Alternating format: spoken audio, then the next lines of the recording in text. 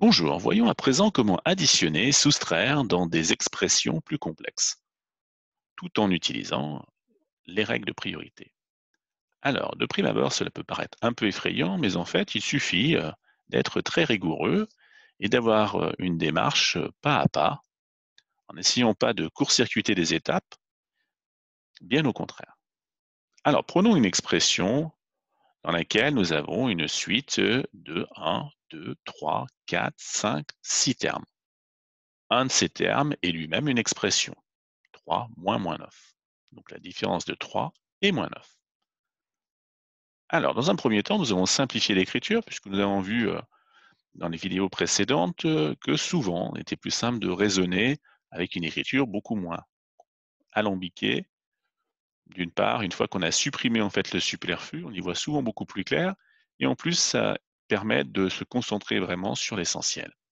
Alors, bon, le 4, pas de modification. Là, on a plus moins 5. On a vu que additionner un nombre négatif, cela revient à soustraire un nombre positif. Donc, plus moins remplacé par moins simplement. Ici, moins moins 3. Donc, nous avons deux signes, deux mêmes signes qui se suivent. On a vu que, du coup, ça nous donnait une addition. Hein. Soustraire moins 3, c'est comme additionner plus 3. C'est comme additionner l'opposé de moins 3. Donc, on a remplacé moins moins par plus, et on a pu ainsi supprimer la parenthèse. Ici, de nouveau, deux signes identiques qui se suivent, donc plus plus 3, pas de souci, ça nous donne plus 3, tout simplement. Moins plus 5, donc deux signes contraires qui se suivent, donc soustraire un positif, c'est bien tout simplement une soustraction. Et ici, pour l'instant, nous n'y touchons pas trop, on va simplement s'intéresser à ce qu'il y a dans la parenthèse. Donc, on conserve bien la parenthèse extérieure, et on va simplement remplacer moins moins 9. Donc soustraire moins 9, c'est comme additionner plus 9, c'est donc comme additionner 9. Nous avons donc maintenant 4 moins 5 plus 3 moins 5 moins la somme de 3 et 9. Alors, comme souvent, il est plus simple de regrouper d'abord toutes les valeurs positives,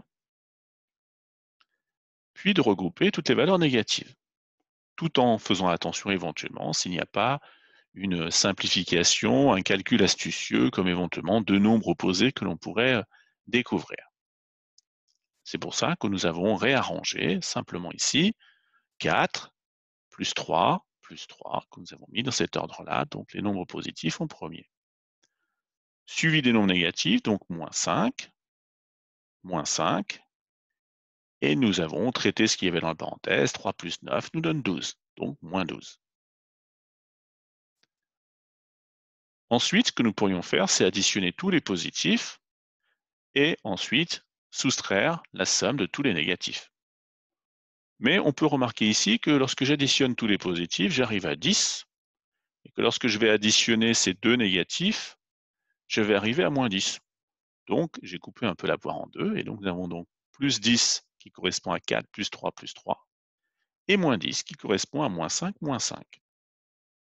Moins 5, le signe moins est conservé, les deux vont dans le même sens, je les cumule, ça nous fait donc moins 10.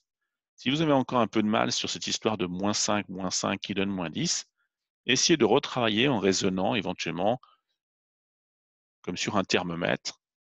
Si vous étiez à moins 5 et vous baissiez encore la température de 5 degrés, vous arriveriez bien à moins 10. N'hésitez pas à retravailler sur des figures. L'avantage, c'est que du coup, je me retrouve avec 10 moins 10 moins 12, donc 10 moins 10, 0, et du coup, il me reste moins 12. Bien entendu, j'aurais pu tout à fait obtenir aussi 10 moins 22 et arriver au même résultat sans aucun problème. Voilà, donc pensez bien à bien écrire les choses proprement. Hein. Beaucoup d'erreurs de calcul sont dues simplement à une écriture qui est parfois un peu déficiente.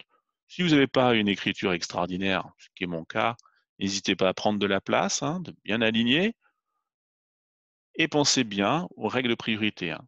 L'inconvénient, c'est que souvent, lorsqu'on apprend quelque chose de nouveau, donc là, effectivement, les relatifs, c'est encore nouveau pour vous, vous focalisez sur les règles sur les relatifs, et puis vous oubliez un petit peu les règles de priorité. Donc ici, hein, on ne supprime pas cette parenthèse extérieure tant qu'on n'a pas géré ce qu'il y avait à l'intérieur, hein, puisque c'est prioritaire. Si je fais moins 3 plus 9, ça ne me donne pas la même chose que moins la somme de 3 et 9. Donc faites attention, n'oubliez pas ce que vous saviez faire avant, parce que vous avez appris quelque chose de nouveau avec le relatif. Je vous remercie.